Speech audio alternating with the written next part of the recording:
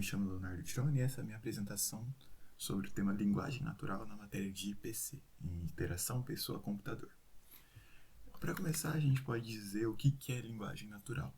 Basicamente, é uma forma de linguagem humana que é criada espontaneamente, dentro de uma comunidade ou uma sociedade, um grupo de pessoas que precisa se comunicar. Dentro disso, a gente tem o exemplo de todas as linguagens faladas, né?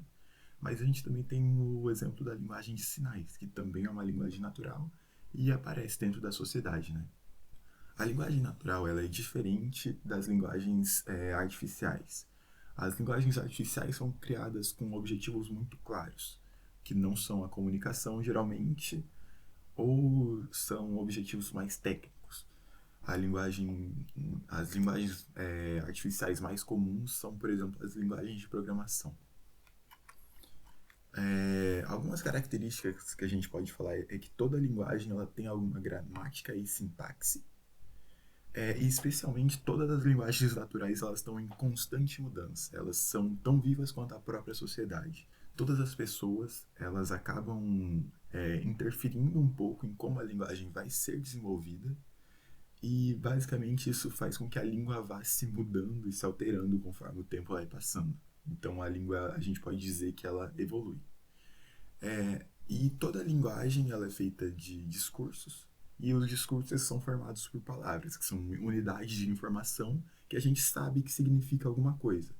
E essas palavras são formadas por vogais e consoantes também. Isso acontece em todas as linguagens naturais. Algo importante de se dizer é que dentro das linguagens naturais, a gente tem uma certa diversidade também dentro das próprias línguas. Por exemplo, o inglês. Dentro do inglês existe o inglês britânico, o inglês estadunidense. Ou dentro do português a gente pode dizer que existe o português de Portugal ou o português do Brasil. E isso acontece dentro de fronteiras regionais de países, porém dentro dos próprios países a gente também tem diversidade linguística, como algumas expressões sendo usadas em algumas regiões ou até mesmo algum tipo de sotaque sendo comum para uma região daquele país, né? E a gente pode dizer que existe um campo de estudo muito grande sobre isso dentro da área de letras, que estuda línguas de todos os lugares, ou principalmente a linguística, que vai estudar a linguagem humana de forma geral, né? Ela faz uma análise sintática, gramática, semântica, fonética, fonológica, procura padrões entre diferentes línguas e tenta achar algum tipo de lógica, mesmo que seja uma língua pouco falada, ou que seja falada por apenas algumas aldeias em algumas regiões do mundo. É possível a gente fazer um estudo linguístico para encontrar o que significa alguma frase só com base na lógica. Bom, a gente pode começar falando que a linguagem é uma mediação necessária entre o homem e a realidade natural e social. Ou seja, a linguagem ela vai ser uma forma como um ser humano se expressa dentro da sociedade. A linguagem a língua que a pessoa vai usar, e essa língua vai ser uma língua natural, que é essa que evolui, que surge naturalmente dentro das sociedades. E basicamente o discurso é aquilo que a pessoa produz de acordo com a língua que ela utiliza e dentro do seu contexto todo. Então, o discurso é o principal produto dentro da linguagem, que é isso que a gente usa para se comunicar, né? Agora, passando para a inclusão e comunicação, a gente pode dizer que, de acordo com a Kristeva, a linguagem está presente em todas as sociedades, incluindo as comunidades menores, como, por exemplo, as comunidades surdas e mudas dentro de uma sociedade maior. Por exemplo, dentro do Brasil, a gente tem a língua português brasileiro, né? Mas dentro da sociedade brasileira, a gente tem um grupo de pessoas que consegue falar a linguagem brasileira de sinais, Libras, que vai ser diferente da linguagem de sinais de outras partes do mundo. E, bom, a linguagem, então, ela acontece em todas as sociedades e ela é necessária para a comunicação humana. Aqui a gente tem um exemplo de IPC, né, que é necessário atualmente, que é uma demanda que vem crescendo mais com a necessidade de inclusão, que é o símbolo de acessibilidade.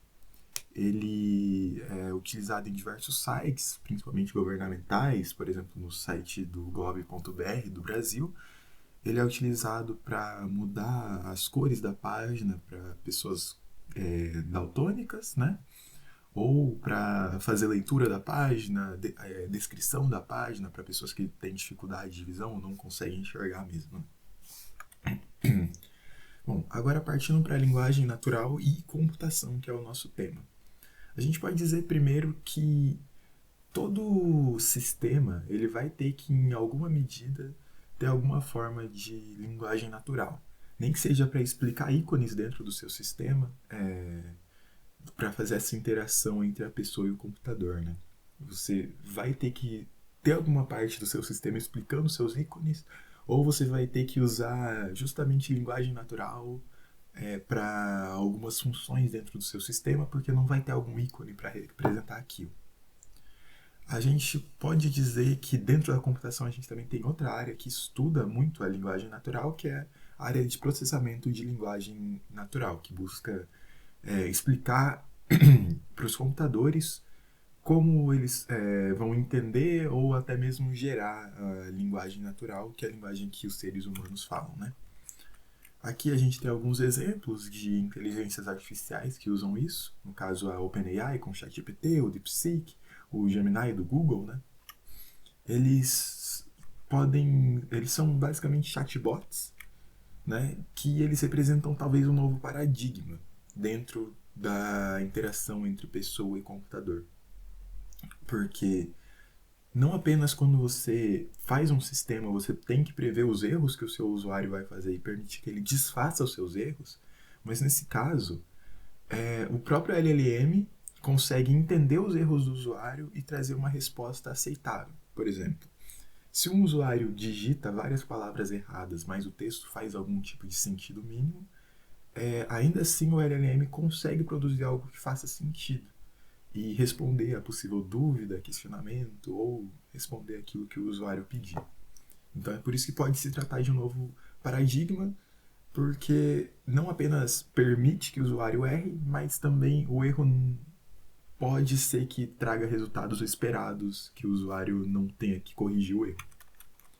Agora, nossas considerações finais são que a linguagem é uma forma de comunicação dentro de uma sociedade. E ela existe em todas as sociedades, todas as comunidades. Todas as interfaces vão ter que ter, em alguma medida, a utilização de linguagem natural. E atualmente existem novas interfaces que são basicamente chats que só usam linguagem natural, diferente das outros sistemas mais comuns que a gente usa no dia a dia, né, anteriormente. Bom, eu acredito que é isso. Muito obrigado pela atenção. Aqui a gente tem algumas referências que foram utilizadas e muito obrigado.